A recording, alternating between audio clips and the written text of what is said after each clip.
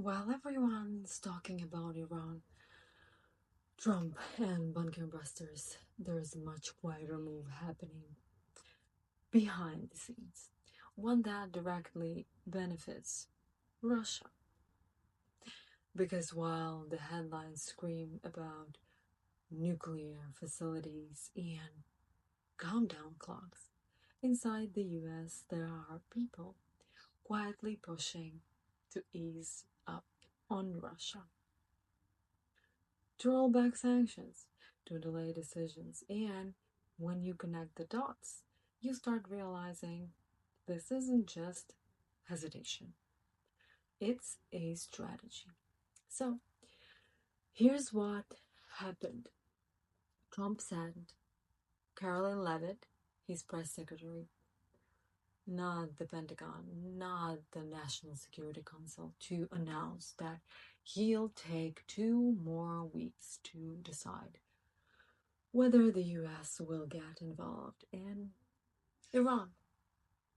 2 weeks after moving military assets into place, after leaked plans, after all the tough talk. Now, suddenly it's time for deliberation. This isn't leadership, it's hesitation. And that hesitation didn't come out of nowhere. So, who gains the most from a delayed strike on Iran? Russia.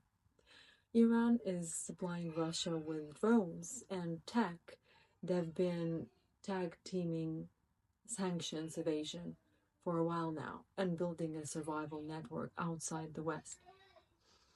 A strike on Iran would disrupt that and supply chain and hurt Russia's war effort in Ukraine.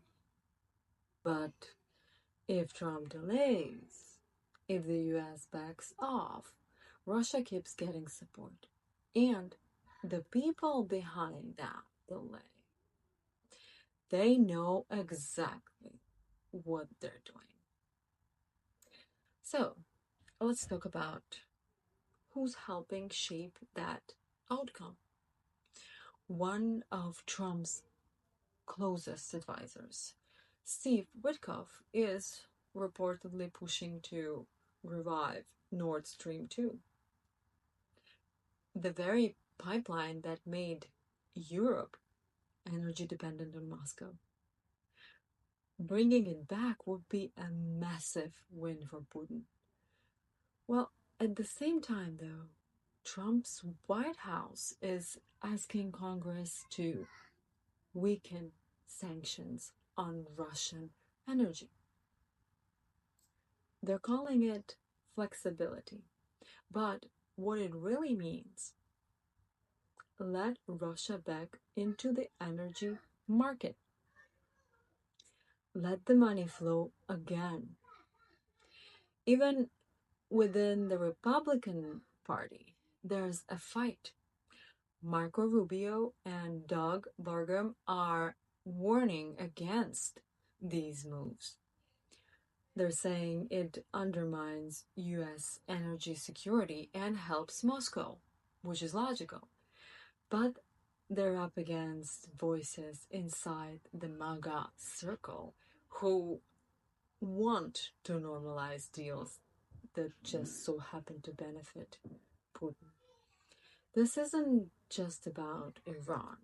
This is about a subtle shift in American foreign policy. Not toward peace, but toward appeasement.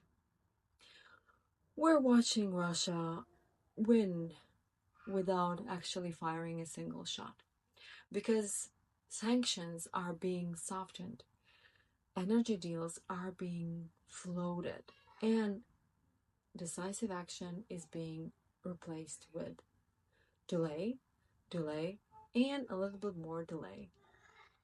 Every delay hurts Ukraine. Every sanction rollback helps Russia. And every advisor whispering, let's hold off on Iran, might as well be handing Putin another bargaining chip. So no, it's not just about Fordo. It's about the people inside the system who are quietly making sure that Russia stays in the game.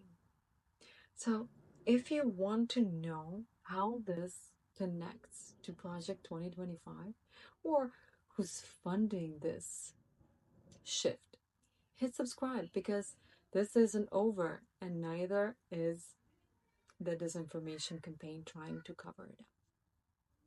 Also, pardon this, I'm moving, so see ya.